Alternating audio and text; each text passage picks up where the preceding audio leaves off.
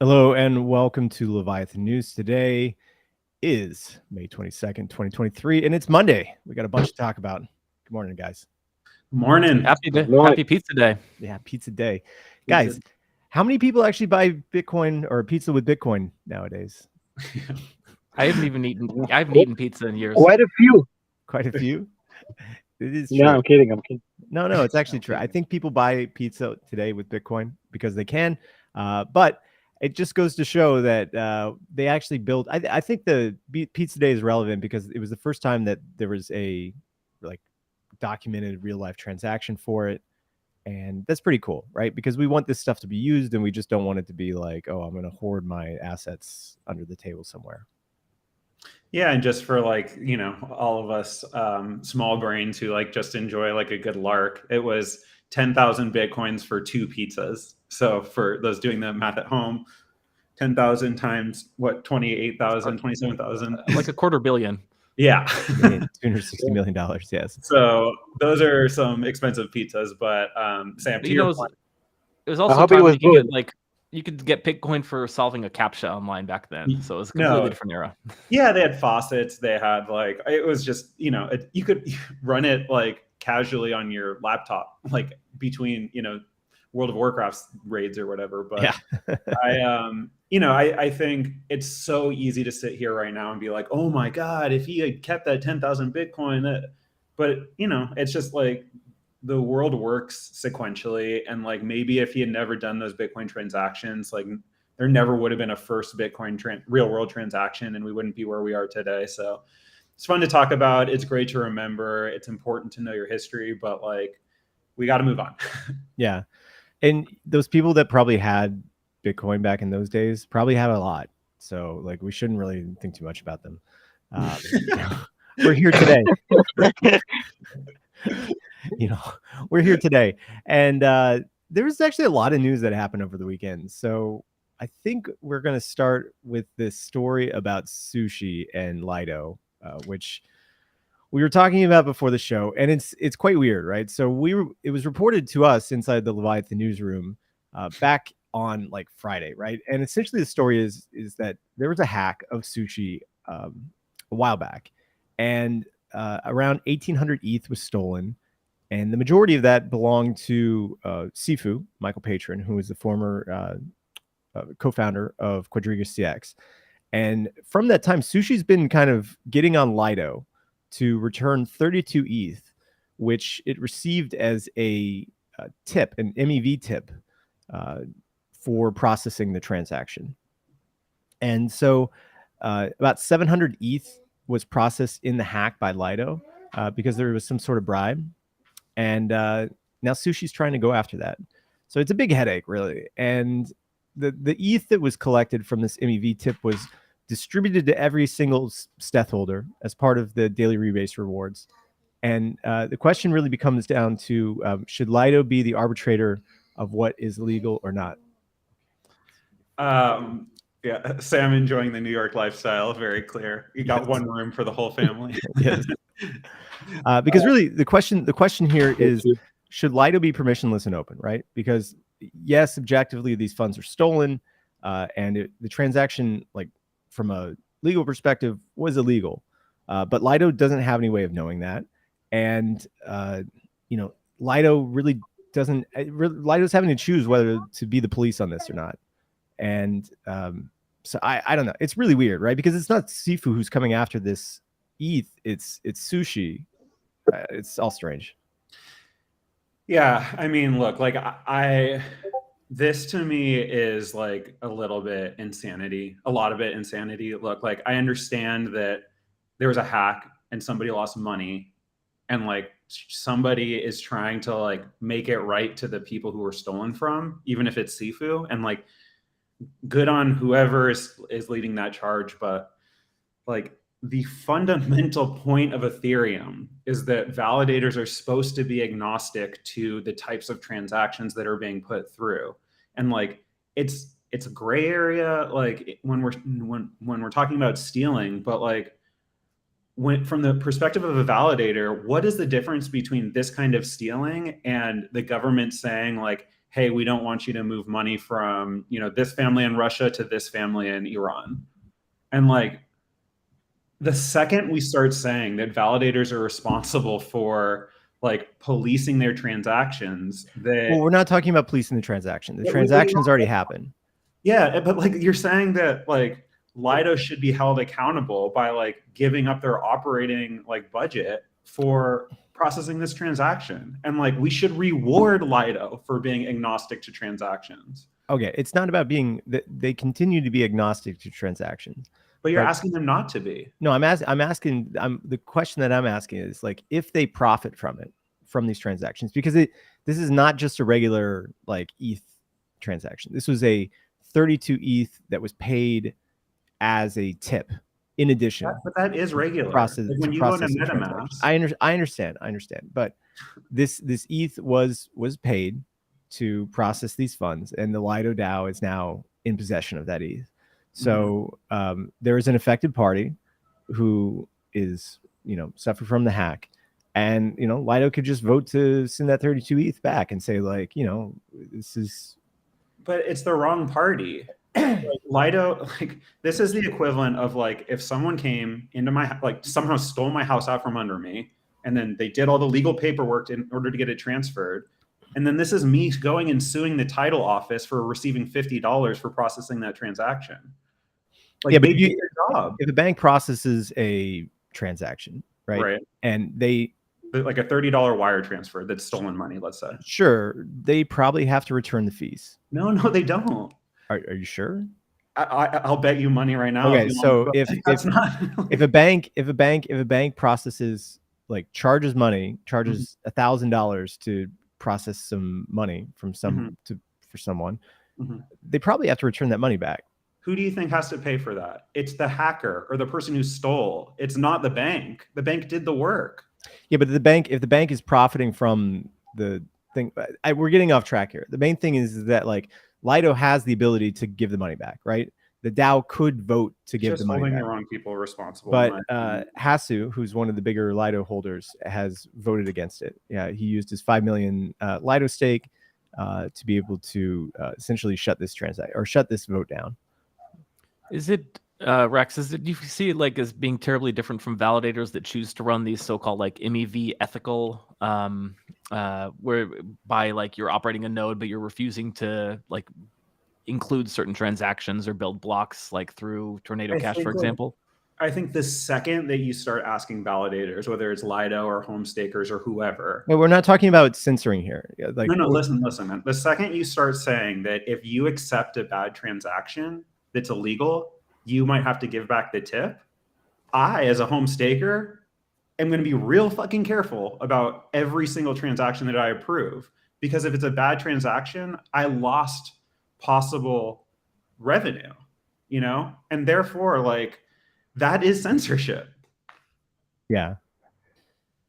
It's all a bit crazy, right? And maybe Sushi's having some issues as well too. I mean, they're going through their SEC investigation right now. I have no idea why Sushi's getting involved at all, but like bottom line is like somebody got hacked. That is terrible. Someone was stolen from. That happens every single day in this industry, and we don't just like go and find somebody who is in some way associated with like the mechanics of this transaction and then say like, okay, if we can tie some cash that's related to it, you have to give it up. Like, this is just, there's no logic to this to me, none. Speaking about the consensus and processing of transactions, Vitalik released a pretty harsh, I guess you could call it, blog post over the weekend where he talked about different consensus techniques to include restaking and about the potentiality for risks that it could introduce into Ethereum consensus. And his recommendation was don't overload Ethereum's consensus. We really shouldn't be doing anything or like adding any sort of like extra layers, cost, complexities, or risks to a validator outside of just the core function. It's quite interesting to read, and we might be heading towards a major political divide with Ethereum validators in the future. Maybe, yeah. I mean, I think we just live in political divides left and right, so you're probably right on that one. But I think that, look, like anybody who's heard from me in the last 6 months knows that like I like really, really believe in Eigenlayer. And like, I really think that what Sriram and Eigenlayer are doing are changing what Ethereum is for the better. I do think that it's like really, really hard not to read Vitalik's blog post as anything but a shot across the bow of Eigenlayer. And I think that's incredibly interesting. And I've said this before on Twitter and in public and in private, like I think that Sriram has really painted himself into a corner, because in order to understand like what restaking is, he like really memed the idea that you take staked ETH and then you put more constraints on it, more slashing conditions, and then like that's restaking. And like, while everyone got it, that led everyone to believe that this concept was tied to like the Ethereum proof of stake and like actual like Ethereum. Whereas like he could have told this whole story just about how like, you know, you just need any sort of collateral with pristine value, whether it's USDC or ETH or even Bitcoin or whatever. The point of Eigenlayer is just like, if you're going to have a slashing layer, you don't need to mint your own coin. And, you know, like now here we are, where like the godfather of Ethereum himself is definitely like throwing serious brakes on a project that has like taken this industry by this industry's imagination by storm over the last 3 or 4 months. Much of the issues that he talks about are Oracle issues, where when you add, so if you just have trading through like Uniswap, right, there's no incentive to change the Oracle price. But as soon as you add in either slashing or incentives through restaking, now you could have either sort of like laziness, creeping bribes, where this new incentive mechanism gets people to provide Oracle prices which don't actually match to what the real price is. And that in itself could screw with all of the decentralized apps on. Well, wait, why isn't that a problem today with Oracles? Because you can use a mixture, right? So you can use a Uniswap, just a direct Uniswap or Curve TWAP. We have Chainlink as well too. So I think I don't look. I think Chainlink has a separate consensus layer outside of Ethereum. They have their own staking, and it just exists on its own. I think what Vitalik is getting at is that this new incentive structure added to consensus opens up like a whole new different way of how these validators could be either bribed or affected, which could affect the core functionality of the consensus.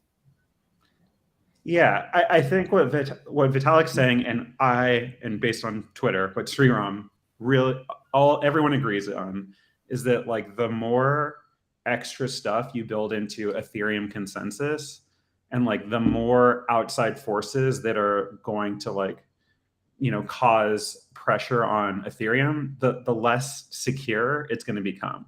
And like the obvious examples are like, if let's say you have half of the network restaking and they are restaking for an Oracle and the Oracle screws up, and then suddenly half of all staked ETH gets like slashed and ejected, and you have to work out that mess. Like, I think it's incredibly fair to say that like Ethereum proof of stake needs to be like the perfect pristine product of Ethereum. And if you build products that start to like leverage that in the financial sense of the word, like that leverage is going to swing back and like really destabilize Ethereum. And I think those are like all really clear, good messages. Well, we're going to do a longer episode about this. We have some people that we're trying to get on. So look later in the week to see some potentially interesting guests to come on and talk about this subject. One thing that did happen over the weekend, which I think is a bit shocking, right, is that our president, or at least my president, Joe Biden, came out and said, I'm not going to agree to a deal that protects wealthy tax cheats and crypto traders while putting food assistance at risks. And there's a tweet that Austin Campbell came and put a little bit later, and I'm going to a little bit more. He says it's inexplicable to me to watch Democrats, allegedly the party of the young and anti-large bank like movement embrace a massively anti-technology and massively pro-big bank stance. And yeah, it's weird. It's weird how they're trying to go after crypto, at least like outwardly, right? It must pull well. That's the only thing Yeah. I can imagine. Yeah, I don't think anything's happening here. I just think that Biden's taking pot shots at like red meat stuff. Like people don't like crypto, and so he is just trying to like skate off that. And like this is all just about the default that we're all staring down in 8 days anyway. Like, Yeah. it doesn't. Well, Politics. Well, one thing that is capable over the weekend is that the Ledger co-founder and former CEO admitted that if the Ledger Recover service was implemented, governments could subpoena access to your funds. They could force the providers who are holding the shards from your Samir's secret sharing to disclose that to the government, and then they could rebuild your keys and essentially freeze and take your funds. What's really surprising to me about this is that it hasn't happened already. Isn't it the case that there's not been a known instance of funds on a ledger being appropriated by someone other than the person who has that specific ledger device? Has this actually rolled out yet? I'm like a little bit confused on what the announcement actually was. So it was from a Reddit group. Let me make this a little bit bigger. Oh no, sorry. I meant the original announcement of Ledger Recover. Were they just announcing a new product, or is it like, can I go download it if I want it? Oh no, it's a firmware update to their Ledger device, to the Nano X. And once you opt into it, they create 3 shards. We talked about this last week. Yeah, we talked about this last week. But responding to Garrett's thing, right? What you said is that I'm surprised this hasn't happened yet. Maybe it hasn't happened yet because it's not out there yet. Yeah. Well, I'm sure if you have your crypto with a qualified custodian and you're an institution, I mean, it's at risk. But this is more about like retail people who typically just have specifically. Yeah.